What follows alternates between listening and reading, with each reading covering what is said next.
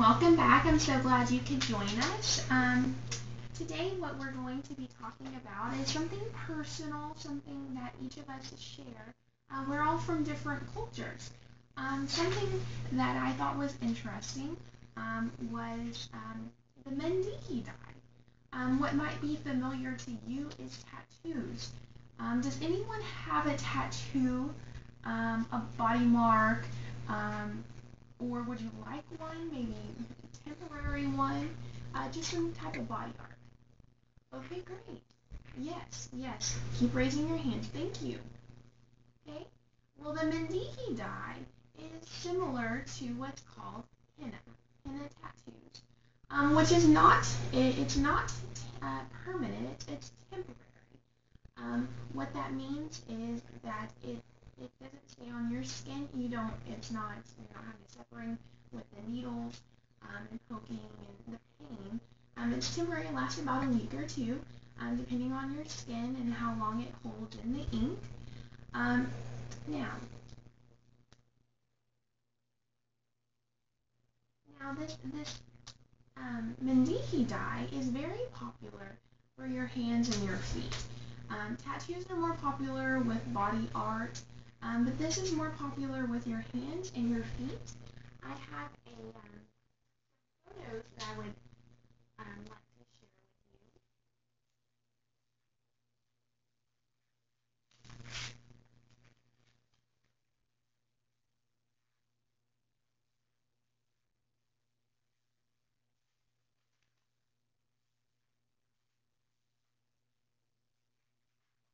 This first photo is some Mendihi dye that was put onto the hands, and the second photograph is the Mendihi dye that they did on the feet. You can see the great detail in those. Now, this Mendihi dye first became popular back in the 12th century with the royal families. It was said back in those days only the only the most royal received these Mendihi dyes, their markings, kind of to label them as royalty. Okay?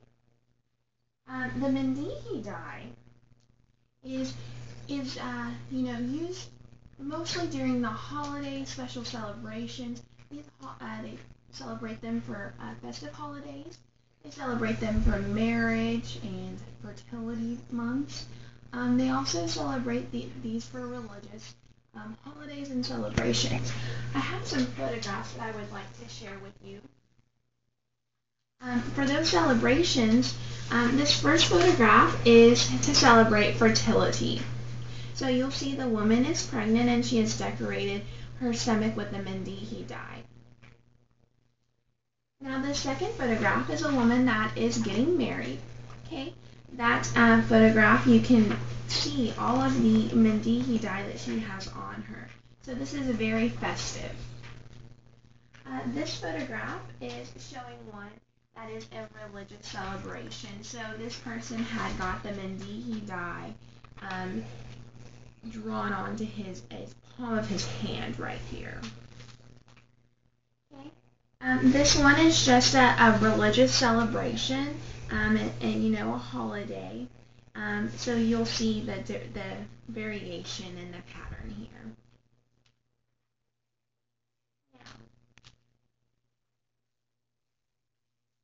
Now, Mendihi is very natural. It comes from the plant called henna. Henna is a plant that has leaves, looks like this, and then once it's simplified into this powder, it's easy accessible and usable for Mendihi. Now, once they get the powder, they're going to mix some lemon juice or herbal tea into that mixture, get it kind of pasty, and go ahead and use your drawing utensil. This might be a paintbrush, might be something with a sharp edge to give it great detail. And they're going to make a design on your hand or your feet. There are special occasions where they do get them other places.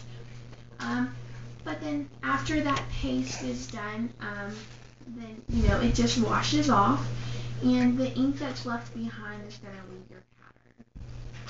Okay.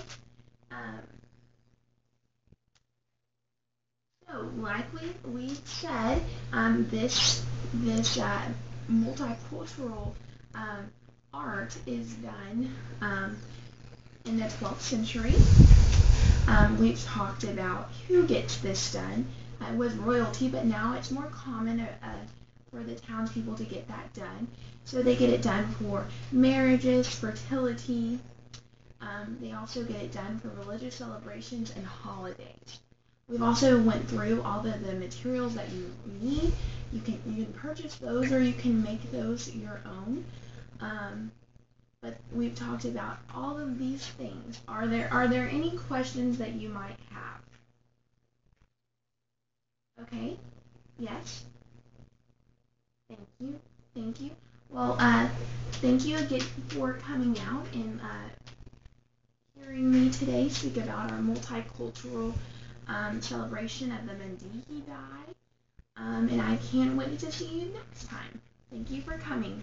Good night.